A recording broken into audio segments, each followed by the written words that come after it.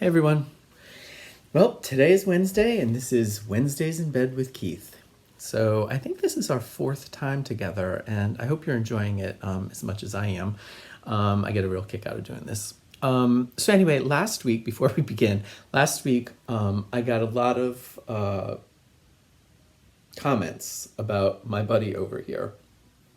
And he is just a painting that Rob and I saw when we were in Cape Cod in Provincetown.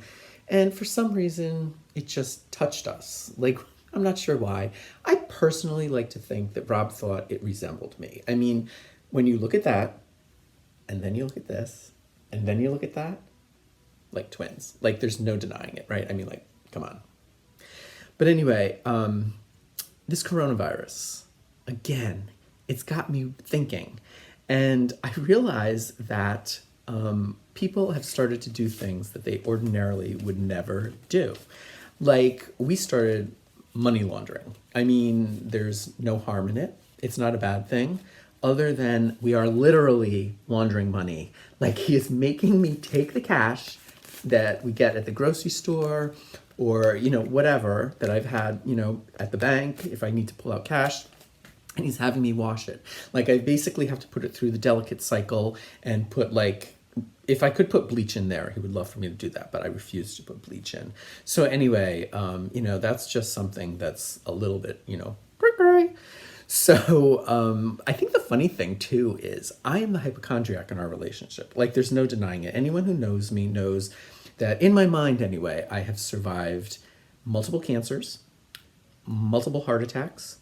I even actually survived ALS. It's true. I just thought I had ALS and I drove everybody crazy, including my neurologist. And actually, all I had was a reaction to a medication that I was taking for high blood pressure.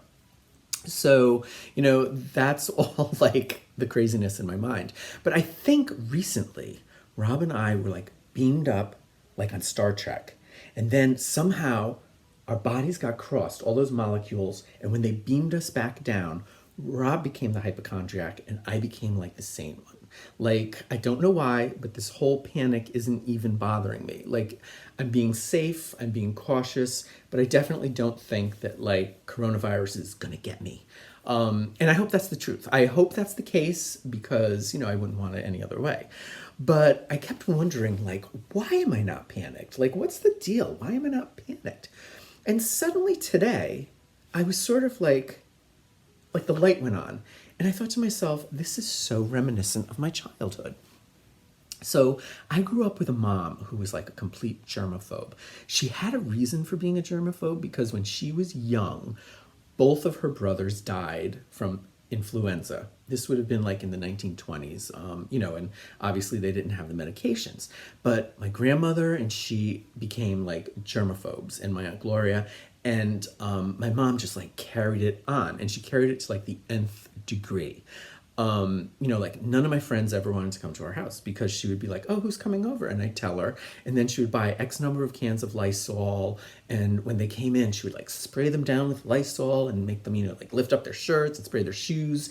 And she would scrub them and everything. And then they were prepped to come and play with me. It's just craziness. Like Dennis, Randy, and I were like the three boys in a bubble. Like, germs were not allowed to touch us. And it's a miracle that we even have immune systems because there's no way they should be developed because nothing ever touched us. But when we would travel, she would actually bring this little yellow suitcase. It was sort of like a little tweed suitcase. It looked like something a flight attendant might carry.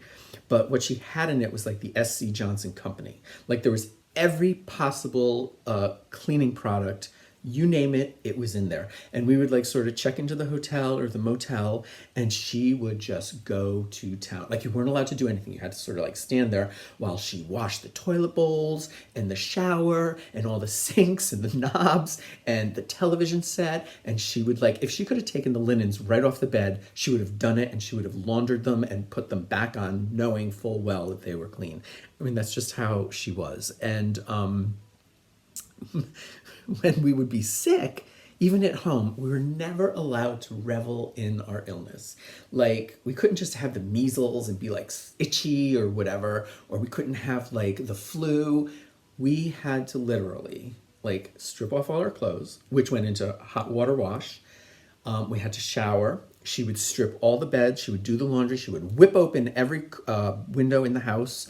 And it could be like 30 below. Didn't matter. She was killing off those germs and she was like shooing them out the window like this. Like she would just be like shooing them out the window. So part of the deal was we had to like, sort of like sit on the sofa and do something. We couldn't just sit and do nothing. So we had these built-in cabinets with the encyclopedias, World Book Encyclopedia, and then we had, I think it was called the Golden Encyclopedia. And so I would sit there and I would read both of these encyclopedias, like preparing for, like Jeopardy, because I was going to be the next, like, $1 million winner, even though I was only about 10.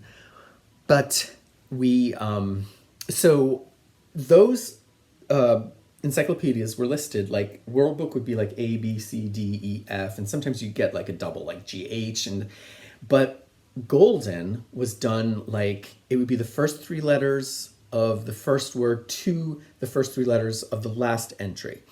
So I sat there so long that I was able to actually memorize how that went. And I can still to this day, because of my, measles or whatever, Abba, Annie, Annie, Bar, Bar, Bud, Bud, Siv, Def, Dig, Geo, Geo, Hip, Jazz, Jow, Lon, Mir, Nut, Pill, Raff, Race, Spo, the, Vin, Zwei. And that's just how that's how the Golden Encyclopedia was listed.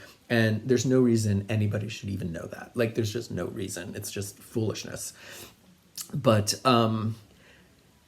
I wondered today, like, I realized that this was like my childhood because we went to the post office because I had to mail off some things. And while we were in the car, Hypochondriac Rob was like, now here's a pen and take the gloves. You forgot your mask. Don't touch anything. Don't put the box down. Don't do this. Don't do that. Make sure you do that. And I was like, oh my God. So I went in, I had the gloves on, I had my hat on, and I was trying to like balance everything. So I was trying to not put the pen down when I had to write. And then what do I do with the label? Because the label would touch the counter and the box was going to touch the counter. So I had the box in my arms, and all of a sudden I started getting a panic attack. Like, I was like, oh my God, what if there really is corona in here? Like, oh my God, am I going to be the one to get it? So my heart starts pounding and I start like perspiring a little bit and I'm thinking, I have to get out of here. Like, I just have to get out of here. And suddenly like my throat starts closing up and I can't breathe. It feels like that anyway. And I know that this is like just a panic attack, but I'm thinking, oh my God, I can't breathe. And everyone who's standing in here is probably looking at me like, oh my God, does he have the coronavirus? Like, is he the carrier? Holy cow. And they were going to just like usher me out and call 911 or something. But of course that didn't happen.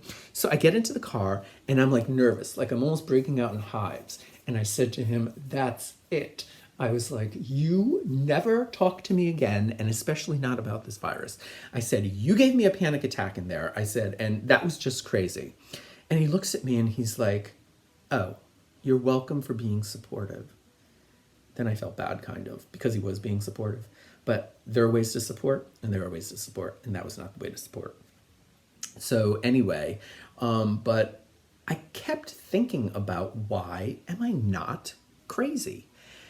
And I really realized that I've lived through a panic like this. And it just, I think people are realizing what it feels like to be panicked when something is around you that you cannot control. And, when my partner Dean died of AIDS, it taught me a very valuable lesson about empathy and, putting myself in others' positions.